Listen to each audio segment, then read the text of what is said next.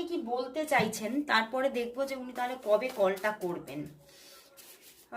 উনি তোমাকে আজ কি বলতে চাইছেন, তোমার ভালোবাসার মানুষ আজকে তোমাকে কি বলতে চাইছেন, কি বলতে চাইছেন, সে তোমাকে আজ কি বলতে চাইছেন, কি বলতে চাইছেন। চলো দেখে নি কি বলতে চাইছেন। ওরে বাবা, আজা, এটা গান এসে গেছে।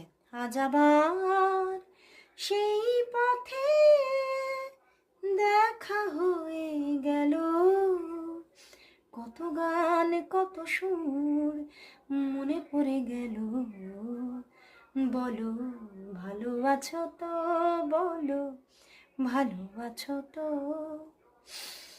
তোমাদের বেশ অনেক দিন হলো একটা ডিট্যাচমেন্ট আছে এবং উনি তোমাকে দেখতে চাইছেন এবং হয়তো তোমাকে কোথাও দেখেছেন, বুঝতে পেরেছো? আইদার হতে পারে রাস্তা চলতেও দেখেছেন বা তোমাকে স্টক তো করেছেন, এটা তো উঠেই এলো আজকে। তো সেখান থেকে ওনার ভীষণভাবে তোমার মানে তোমার সম্পর্কে জানার ইচ্ছা হচ্ছে, তুমি কেমন আছো সেটা জানার ইচ্ছা হচ্ছে, কিন্তু উনি হয়তো ডিরেক্ট উনি বলতেই পারছেন না। এ জীবন, ও বাবা আবারও একটা গান। এ জীবন তোমার সাথে কাটাবো রূপ কথাতে, আজ ইচ্ছে মতো ভেসে। উনি কিন্তু এবারে কিন্তু আবারও তোমার সঙ্গেই রিলেশনশিপটাকে এগিয়ে নিয়ে যেতে চাইছে, উনি পিছিয়ে যেতে আর চাইছেন না। এই যে তোমাদের নো কন্ট্যাক্টটা হয়ে আছে, এটাকে উনি আর লেন্দি বানাতে চাইছেন না। কিন্তু তুমি খুব ইম্যাচিওর, সব কিছু চাই বললেই হয় না, পরিস্থিতিও বুঝতে হয়। আমি বললাম না, প্রচণ্ড একটা প্রতিকূল পরিস্থিতিতেই উনি কিন্তু আটকে ছিলেন বা আছেন। তুমি আমাকে অবিশ্বাস করছো, এটা আমাকে খুব দুঃখ দিয়েছে।